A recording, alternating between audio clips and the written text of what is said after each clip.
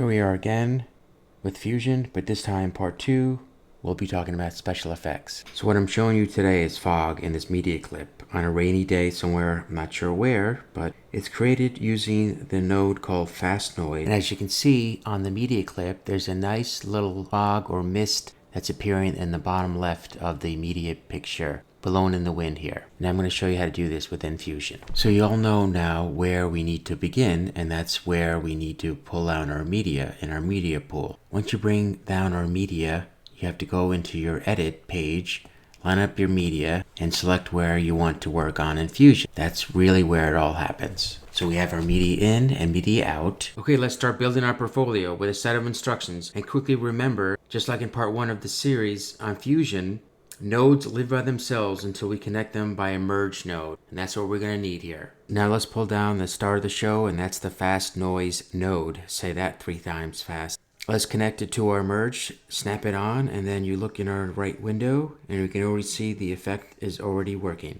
Now the tricky part. I want to just take a part of this section, select this by using a masking node. In this case, I'm going to be using one called polygon. This masking node, which behaves like a highlighter or a drawing tool, will carve out the section that I want. Now before I connect our mask to our merge node, I want to show you in the preview window this checkered box layout, which shows our effect without any image or video. You really get to see the detail and a closer look at what is happening behind the scenes to our video. And we do that by pressing the 1 key to show the checkerboard on the left. Now let's collect our polygon node, and you'll notice our effect just disappears. That is by default, and we need to turn our attention over to the inspector to start our tweaking. But importantly, we need to select this invert button to have our effect reappear. So now I'm going to use these sliders on the right, the level slider and the soft edge slider, to start tweaking it and to use the section that I want from the video. And the way we do that is by bringing our polygon over the edges that we want, and by left clicking we can draw a circular bubble around the piece of the video or the section that I want. There we go. And once again, I'm just holding down my left mouse button and drawing a section of the mist that I want. And there you can see it. I can move the actual piece around to place it where I want on the video. So this is not quite there yet, but it's really close.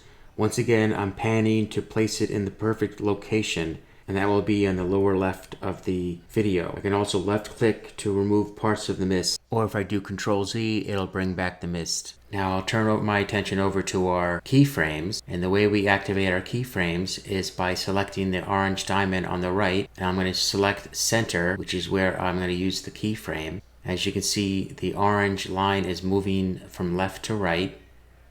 The yellow are the playheads, and the keyframe is the orange. And I'll make some more adjustments by hitting the space bar, and that'll start moving my mist within the video.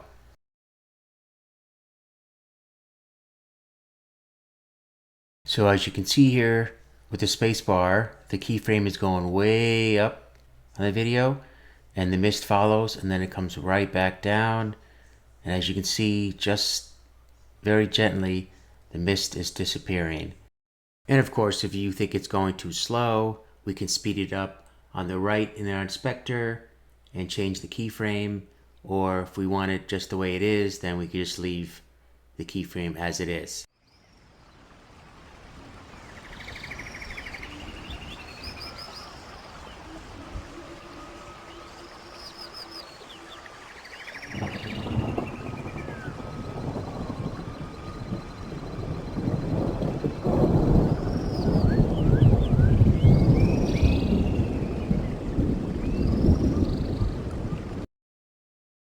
Before I go, there's one more slider I want to show you, and that is something called the seethe rate.